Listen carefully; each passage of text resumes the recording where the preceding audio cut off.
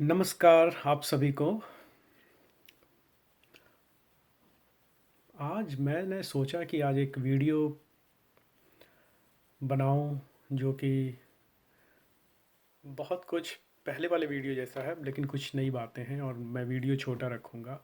और आज मैं एक खास संदेश कॉलेज गोइंग स्टूडेंट्स के लिए देना चाहूँगा, जो मैंने अनुभव किया है उसके आधार पर। जैसे कि 10th 12th करने के बाद आप कॉलेज जाते हैं तो बहुत सारे लड़के मैथ्स लेते हैं क्योंकि इंजीनियर बनना होता है। बहुत सारे लोग बायोलॉजी लेते हैं डॉक्टर बनने के लिए। और फिर कुछ लोग दुखी मन से कॉमर्स लेते हैं, जो कि मुझे हास्यास्पद लगता है। आपको जो जिस सब्जेक्ट में आपकी इच्छा हो पढ़ने की, जो सब्जेक्ट आपको अच्छा लगे वही लेना चाहिए।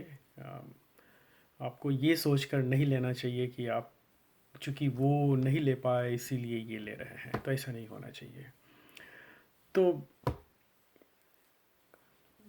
हर एक कोई बीए करता है, कोई बीएससी करता है, कोई बीकॉम करता है। एक जगह जो मुझे लगता है कि लोग उस ओर ध्यान नहीं देते वो ये है कि अम, उनको लगता है कि बीए बीएससी कर लो, उसके बाद अगर इंजीनियरिंग और डॉक्टरी की फील्ड में नहीं गए तो बस जनरल कंपटीशन की ही तैयारी करना चाहिए। वो एक और डायरेक्शन में आपका ध्यान में लाना चाहूँगा, वो है कि आपको हायर स्टडी के लिए भी ध्यान देना चाहिए। आपको आश्चर्य होगा कि मेरे साथ बहुत सारे ऐसे लोग हैं जो कि बीएससी किए, उसके बाद एमएससी किए, उसके बाद पीएचडी करने वो बाहर चले आए, या फिर बीएससी के बाद एमसीए करके वो बाहर चले आए, या देश में ही रहे। उन्हें बाहर जाना बड़ी बात नहीं है, लेकिन मैं ये कहना चाह रहा हूँ कि एक बंदा मान लीजिए इंजीनियरिंग कॉलेज गया, वहाँ से बीटेक किया, उसके बाद नौकरी लगी और आगे पढ़ाई किया। और एक बंदा बीएससी किया मैथमेटिक्स में, फिर एमएससी किया, और वो बंदा भी वही काम कर सकता है जो इंजीनियरिंग करता है, करके कर रहा है। तो वो आगे पढ़ने के बाद वो भेदभाव जो होता है मन में होता है कि वो इंजीनियर है, उसको अच्छी तनख्वाह मिलती होगी, और मैं बीएससी एमएससी हूँ, कुछ हो नहीं पाया, तो ऐसा मन से ये निकाल दें।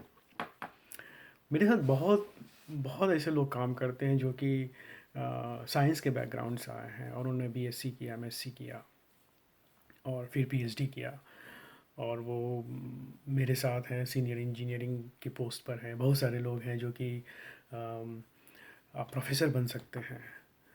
और और ये केवल साइंस के ही विद्यार्थियों के लिए नहीं है। आप मेरा एक दोस्त है, अगेन एक और एग्जांपल। वो गांव में हम लोग पढ़ते थे, तो वो मेरी उससे अच्छी जान पहचान उस समय नहीं थी, लेकिन वो बाद में मिला था कॉलेज के टाइम में। तो फिर पता चला कि वो संस्कृत में बैचलर्स की डिग्री ले रहा है, फिर मास्टर्स की ले रहा है, फिर उसने पीएचडी किया संस्कृत विद्यापीठ बनारस से। और अभी वो दिल्ली यूनिवर्सिटी में प्रोफेसर है संस्कृत का।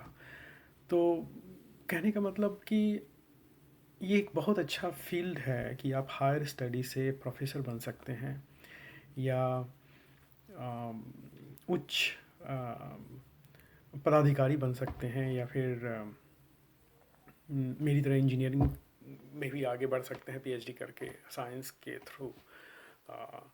और तो ये इस ओर भी ध्यान देना चाहिए। मुझे लगता है अगर आपकी किसी सब्जेक्ट में खास रुचि हो तो ज़रूर इस ओर ध्यान देना चाहिए। और बहुत सारी अपॉर्चुनिटी है। खा आई मीन साइंस और इंजीनियरिंग वालों के लिए थोड़ा ज़्यादा है और आर्ट्स के लिए थोड़ा कम है, लेकिन इतने आप अगेन आर्ट्स के लिए इतने प्रोफेसर्स की आवश्यकता है हर लेवल पे। तो वो उस ओर ज़रूर ध्यान देना चाहिए। और दूसरी बात ये है कि ख़ासकर साइंस और इंजीनियरिंग में मैंने देखा है कि बैचलर्स तक आप जो पढ़ाई करने के बाद जब मास्टर्स करते हैं गेट वगैरह का एग्ज़ाम दे के, तो आपको पैसा मिलता है। मतलब हम लोग के टाइम में तो 15,000 पर मंथ मिलता था, तो आप आत्मनिर्भर हो जाते हैं। आपको माता पिता से लेने की ज़रूरत नहीं है। उसी तरह शायद आर्ट्स और कॉमर्स वालों के लिए एमफिल होता है जेएनयू से या बड़े यूनिवर्सिटीज़ से, तो उन लोगों को भी मिलता है। मतलब हॉस्टल बड़े कम अम, बड़ी हॉस्टल्स की फ़ी बड़ी कम होती है और पढ़ाई का खर्च कम होता है और आप आत्मनिर्भर होने लगते हैं। अब पीएचडी में तो पूरा हर हर तरह किसी भी तरह का पीएचडी करें, शोध करें, तो सरकार या यूनिवर्सिटी आपको स्टाइपेंड देती है या फेलोशिप देती है, तो आप आत्मनिर्भर हो जाते हैं। ऐसा नहीं कि आप माँ बाप से पैसा लेकर पढ़ाई कर रहे हैं। तो ये एक बहुत अच्छा फील्ड है जिस ओर आप आत्मनिर्भर हो जाएं और पढ़ाई करते रहें। फिर एक बार वो डिग्री कंप्लीट होने के बाद आपके लिए आप कुछ भी कर सकते हैं। जर्नलिस्ट बन सकते हैं, प्रोफेसर बन सकते हैं, साइंटिस्ट बन सकते हैं। साइंटिस्ट आर्ट्स में भी होते हैं, सोशल साइंटिस्ट बन सकते हैं। बहुत कुछ तो मुझे लगता है इस फील्ड में सबको ध्यान देना चाहिए। और अगर इस ओर आपके पास कोई प्रश्न हो तो आप ज़रूर कमेंट में लिखें और मैं आंसर देने की कोशिश करूँगा। तो ये इस ओर मेरा इस वीडियो का मकसद ये था कि इस क्षेत्र में आपका ध्यान आकर्षित किया जाए।